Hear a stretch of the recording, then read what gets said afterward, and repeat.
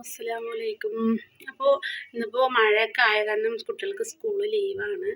അപ്പോൾ ഞാൻ ലീവല്ലേ, അപ്പോൾ എന്തായാലും ഫാത്തിമക്കുട്ടിക്കും കാണിക്കണം, പിന്നെ എനിക്കും ഒന്ന് കാണിക്കണം കേട്ടോ.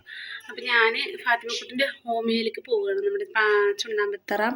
അപ്പോൾ അതിനെക്കുറിച്ച് കാണണം, ചോദിച്ച ആൾ പോയോ എന്ന് എനിക്കറിയില്ല. എന്നാലും അവർക്കും കൂടി വേണ്ടി ഞാൻ ആ ഹോസ്പിറ്റലൊന്ന് കാണിക്കാം കേട്ടോ. സ്ഥലമൊക്കെ ഒന്ന് കാണിക്കാം. അപ്പോൾ ഞാൻ പോയിട്ട് വരാം കേട്ടോ. അപ്പോൾ കുട്ടികൾ ഉമ്മ അവിടേക്ക് പോയിക്കണം, ഇപ്പോൾ വരും. അപ്പോൾ കുട്ടികളുടെ അടുത്ത് ഉമ്മ ഉണ്ടാവും. ഫാത്തിമയും ഞാനും ഇവിടെ പോവുക കേട്ടോ. അപ്പോൾ അതാ ബുക്കിംഗ് ചെയ്തു, രാവിലെ ബുക്ക് ചെയ്തിട്ടുണ്ട്. അപ്പോൾ പിന്നെ ഇനി ഉച്ചയ്ക്ക് ശേഷം പോയി കാണിക്കണം.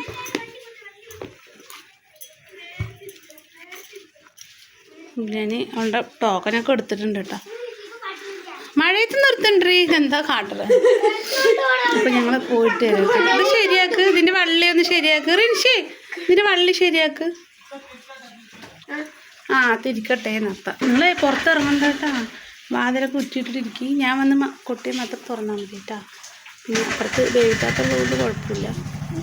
അപ്പോൾ എൻ്റെ മൂത്ത് എന്താണെന്ന് അറിയില്ല കേട്ടോ. പെട്ടെന്നൊരു രാവിലെ ഈ നേരം വരെ ഒന്നുമില്ല, പെട്ടെന്നൊരു വര വന്നു.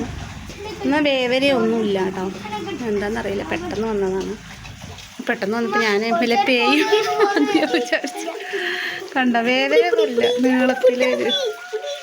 അപ്പം ഞാൻ പോയിട്ട് വരാം.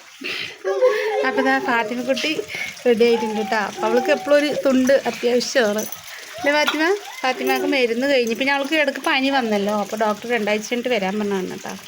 അപ്പോൾ എന്തായാലും സ്കൂളില്ലാത്ത ദിവസമായതുകൊണ്ട് പോകുമല്ലോ പറഞ്ഞിട്ട്.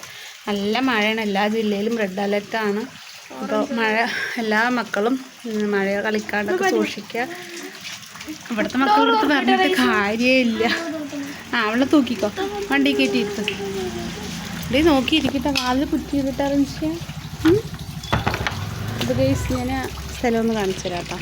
അപ്പം ഞങ്ങൾ വണ്ടി കയറിയിട്ടാണ് ആദ്യമേ തണുപ്പായിട്ട് ചുരുണ്ടിരിക്കുന്നു. നോക്ക്, ഡോറടച്ചാ വാല് കുറ്റിയുടെ ഞാൻ വന്ന് തട്ടിയാൽ മാത്രം തുറന്നാൽ മതി. കാടും തൊടിയൊക്കെ ആയതുകൊണ്ട് ഇവിടെ ആക്കിയിട്ട് ഭയങ്കര പേടിയാട്ടോ. അതും എന്താ ചെയ്യാം, നമ്മുടെ അവസ്ഥ പോകേണ്ട നിർത്തിയോണ്ട് പോയല്ലേ പറ്റും. അതുകൂടെ തണുക്കണോ? തണുക്കണ്ടോ? തണുക്കണതെന്ന് തന്നെ.